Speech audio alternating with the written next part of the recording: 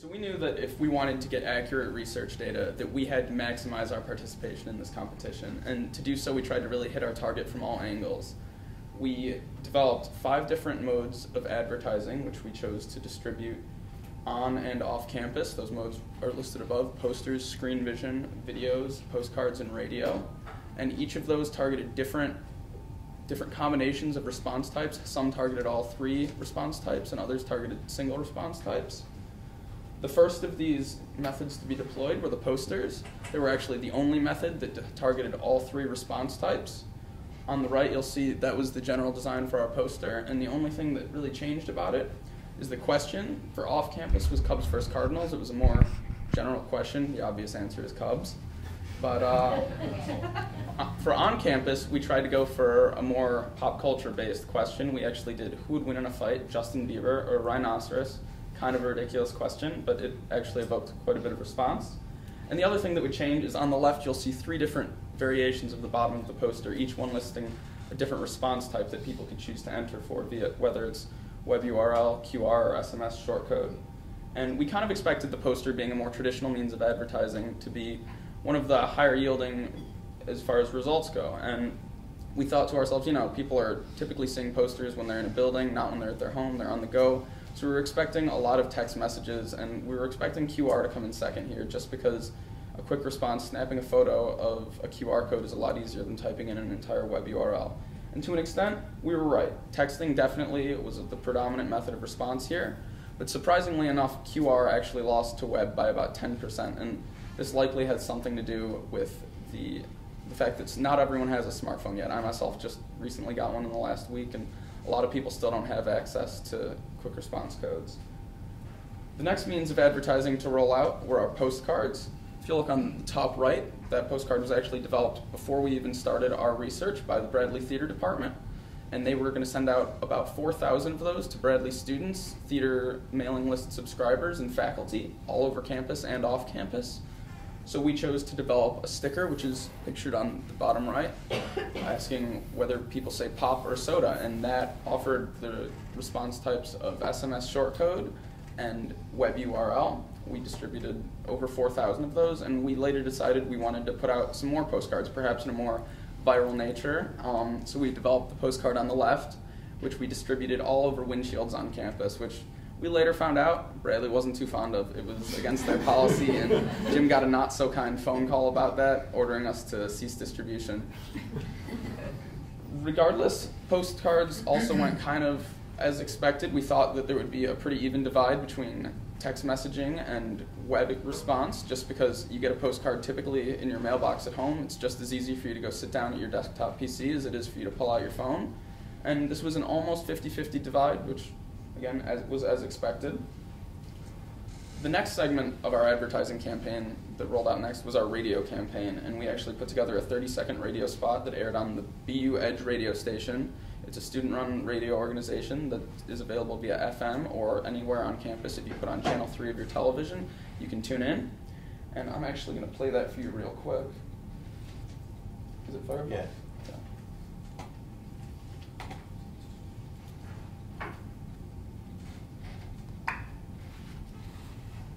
Just go like 1 second forward. Hi! The livest TV show and play ever to come to Bradley University is here, along with the contest as well. Who do you think is better, Kesha or Lady Gaga? For your chance to win a free iPad, answer this question at www.playamericalive.com/edge. So come and enjoy the show April 26th at the Hartman Center at 7 p.m. while listening for your name to see if you won an iPad. And due to the fact that it was so short and so quick, we chose to only include one response type on the radio. That was web URL, just because we thought the processes of sending your keyword plus your message to a shortcode, explaining that on the radio seemed a little complicated. So we went with the web URL, and we weren't expecting too much from radio, but we kind of got even less. Unfortunately, this was one of our less successful advertising methods, accounting for less than 1% of our overall data collected. We eventually realized people don't really listen to radio anymore. They've got Pandora, they've got Slacker Radio, they've got all these digital music means, and radio is becoming kind of outdated. So with that, we went on to our next means of advertising, which ended up being our second most successful part of the campaign, our video advertising. Now, we started this out originally planning on doing one video, and it's this video on the bottom right. We produced a more commercial style video. We themed it with our branding, and it was a more direct approach, themed on a play, vote, win strategy. And I'll actually play that for you.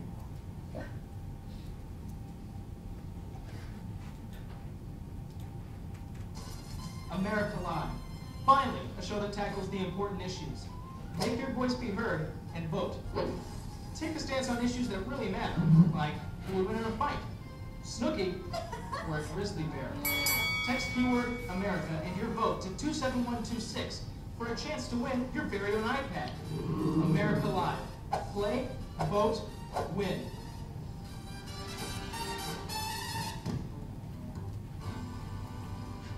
And we had hoped that this direct approach, kind of telling people to vote, telling them what it was about, would lead to be a more successful campaign.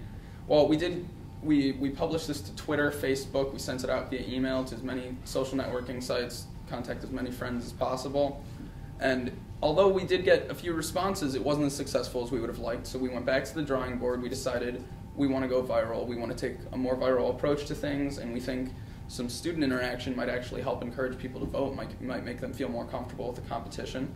So we selected 3 of our classmates, and those are the top 3 videos to walk around for these question time videos where they picked a topic that at the end of the video they would vote upon, and they walked around campus asking people questions about it. And I'll throw that up as well. Give me 1 second.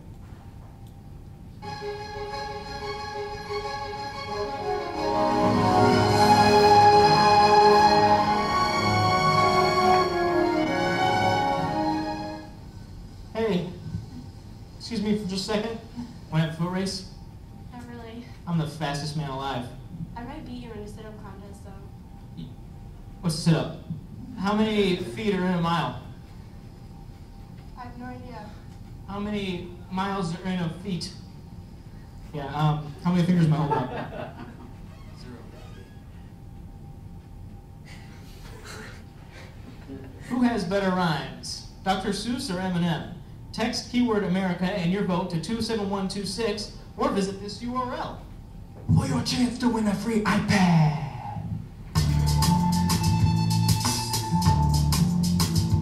Hey guys, come back. Come on, next video, I see push. Guys, come back, please. Hey guys, come back. So again, we pumped that and the other 2 videos out to as many social networks as possible, got it hopefully recognized, but unfortunately we weren't seeing the responses we were hoping for. We were definitely getting an improvement from the first video, but we were starting to realize viral marketing was a lot more difficult than we had originally planned for. So we went back to the drawing board again and we discussed the possibility of maybe more personal interaction. We thought, we watched a bunch of viral videos and we thought they all had this kind of over-the-top ridiculous theme to them. So we decided that we were going to get a bunch of costumes and dress people up as various recognizable characters. We had a cameraman with each of these appearances on campus as these people were kind of just making fools of themselves all over campus. And we had someone passing out little business cards that offered voting opportunities for them. And then we filmed this and published it to YouTube yet again. And this is our final video.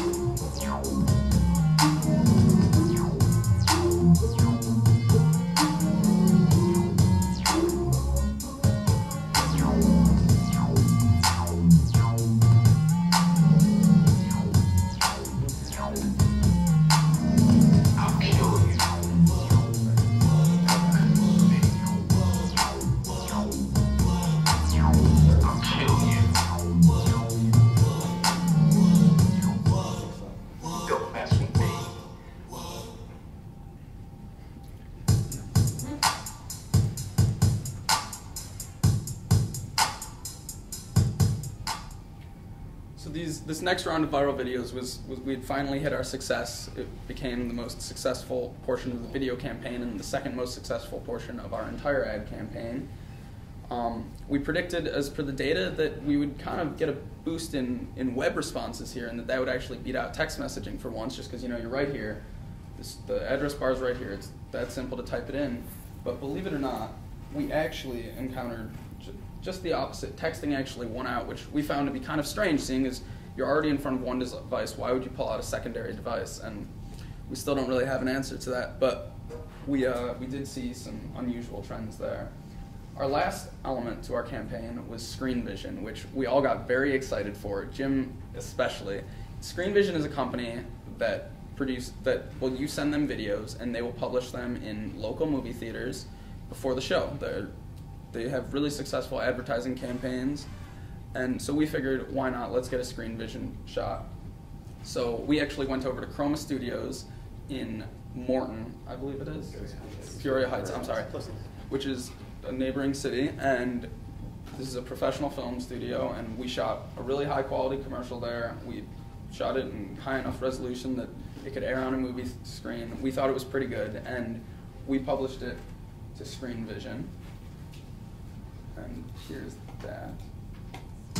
Play, vote, and win. Play America Live and vote for your chance to win an iPad. Here's the question. What's more American on a hot dog? Ketchup or mustard? Enter now for your chance to win. Your vote matters. And with this campaign, we really were expecting a lot of success. There are hundreds of people that go to the movies every day, and although we only aired it in one local Peoria movie theater, we were still expecting some pretty high results. Unfortunately, the video wasn't able to start airing until about 4 days before the completion of our campaign, and probably didn't receive as much attention as we would have hoped. And unfortunately, it turned out to be, again, one of our less successful advertising campaigns. Much to our surprise, it accounted for less than 1% of our votes. Who knows why? Likely because it was aired so late. And also, here on YouTube, you can see this text messaging screen for extended periods of time, though in the actual theaters it was up for about 3 seconds, not really giving audience members much of a chance to react to it. So that concludes our advertising modalities, and these are our overall results. We noticed that posters were definitely, being the most traditional form of media, the most successful, with videos trailing a close second and postcards lagging a bit behind. And as per overall project responses, the trend kind of continued throughout each modality in all of the advertising campaign that texting was the predominant form. It usually accounted for about 50% or more, and web was definitely number 2. QR, unfortunately, hasn't been adopted as much. Some people who still have smartphones don't even realize that it exists and that they have such easy access to it. So I think that may have contributed to QR's lacking. And now I'm going to hand it over to